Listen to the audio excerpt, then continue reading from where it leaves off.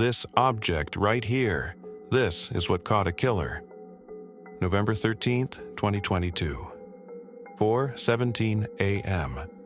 A killer leaves this house in Moscow, Idaho. Inside, 4 college students lie dead in their beds, stabbed while they slept. The killer made no sound, left no witnesses, disappeared into the night. For 6 weeks, this college town lived in terror. Parents pulled their kids out of school. Students bought weapons. Doors that were never locked before now had 3 deadbolts, because somewhere out there a killer was free. Police had nothing. No murder weapon, no witnesses, no suspect. They interviewed hundreds of people, collected thousands of tips, and came up empty. But the killer made one mistake. He touched a knife sheath and left behind DNA. That DNA led police to Bryan Kohberger, a 28-year-old criminology PhD student, a man studying how to catch killers. In July 2025, he pleaded guilty to avoid the death penalty. He's now serving 4 life sentences without the possibility of parole. This is his story. Moscow, Idaho. A small college town of 25,000 people. The kind of place where everyone knows everyone. Where students walk home alone at night without fear. This was one of the safest college towns in America. Until it wasn't. Kaylee Goncalves, 21 years old. She'd just graduated from the University of Idaho. She was supposed to move to Austin, Texas in 2 weeks to start her dream job. She loved her golden retriever, Murphy. She loved her family. She loved life. Madison Mogen, 21. Kaylee's best friend since they were 13. They did everything together. They were planning to be roommates in Texas. They shared a bedroom on the 3rd floor of 1122 King Road. Xana, Kernodle, 20 years old, a junior studying marketing and IT. She was on the dean's list. She worked part-time. She was fierce, independent, driven. She lived on the 2nd floor with her boyfriend, Ethan Chapin, 20 years old, a freshman, member of Sigma Chi fraternity. His frat brothers said he lit up every room. He was visiting Xana that night. He lived in the fraternity house. He was just there for the weekend. 4 friends, 4 futures, 4 lives about to end. And 2 other roommates, Dylan Mortensen and Bethany Funka, who would survive. Not because they fought back, but because the killer didn't target them. They were on the 1st floor, and they never knew what was happening above them. Until it was too late. Saturday night, November 12th, 2022. A normal college weekend. Kaylee and Madison went to the Corner Club bar. They were there from 10 p.m. until 1:30 a.m. Security cameras show them laughing, dancing, having fun. They stopped at a food truck. The Grub Truck. Security footage shows them ordering pasta at 1:41 a.m. They're joking around, completely normal. They have no idea they have less than 3 hours to live. Xana and Ethan were at a Sigma Chi party. They left around 1:45 a.m. They were seen on Xana's TikTok at the house around 2:45 a.m., watching TV, laughing. Everything was fine. By 2 a.m., everyone was home. 6 people asleep, unaware that someone was watching.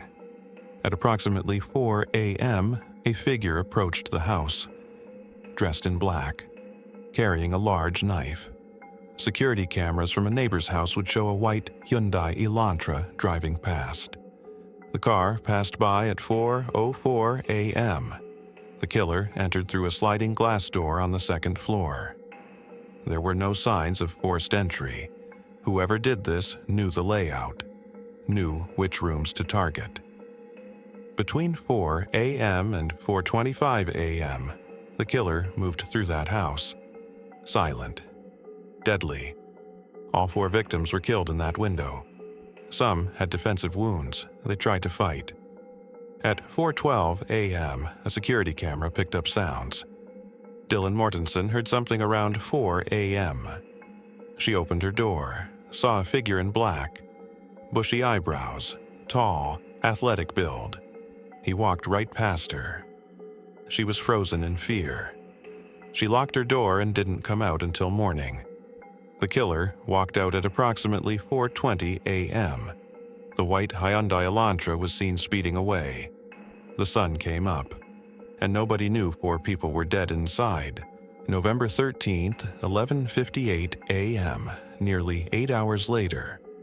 One of the surviving roommates calls 911. She reports an unconscious person. Police said she was in shock.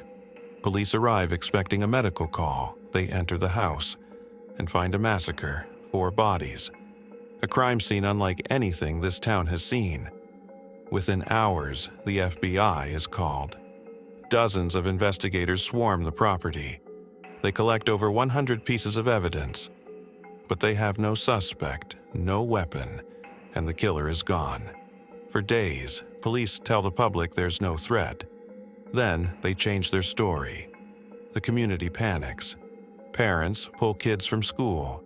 Gun sales spike. This quiet town has become a crime scene. Nearly 2 weeks later, police release a detail. They're looking for a white Hyundai Elantra, 2011 to 2016 model, seen near the crime scene around the time of the murders. Behind the scenes, investigators found something crucial: a knife sheath, a leather sheath for a large Ka-bar knife, found on the bed next to one of the victims. And on that sheath was DNA. Touch DNA from skin cells. That DNA didn't match any of the victims. Didn't match the roommates. When they ran it through databases, there was no match. But that DNA would lead them to a suspect. Investigators turned to genetic genealogy, the same technology that caught the Golden State Killer. They found family members, distant relatives, and that family tree led them to Pennsylvania. Bryan Kohberger, 28 years old, a PhD student in criminology at Washington State University. Just 15 minutes from Moscow. He was studying criminal justice, and he owned a white Hyundai Elantra, 2015 model. Investigators pulled his cell phone records. In the months before the murders, Kohberger's phone pinged off cell towers near the King Road house at least 12 times, usually late at night. Security cameras tracked a white Elantra passing the house the night of the murders. At 3:29 a.m., then 4:04 a.m., then speeding away at 4:20 a.m. Kohberger drove home to Pennsylvania for Christmas.